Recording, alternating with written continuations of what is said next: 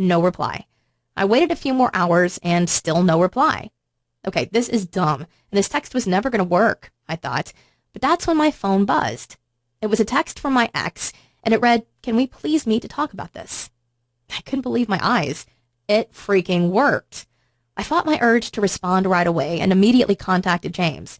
James told me to meet my ex and shared one specific line that I must say at the beginning and at the very end during my meeting. He said that a variation of this line is used by hypnosis experts to put people into a trance, and this triggers a man's biological attraction circuit, which makes him burn and itch with attraction. Once again, the line sounded stupid and not something that could ever work. But with fear and hope pulsating in my chest, I invited my ex to my house later that evening. My ex arrived, and I somehow managed to show no emotion and said that specific line within 5 minutes.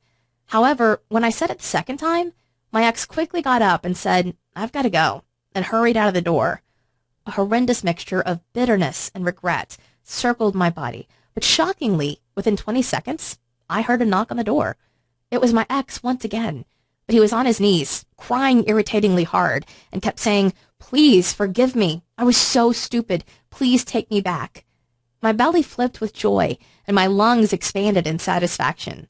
But with a big ego-driven expression, I replied, "I'll think about it," and slammed the door hard in his face. I shamelessly admit that I felt an evil sense of satisfaction from his reaction, but there was absolutely no way I was going to take him back. But now a new question bounced in my head.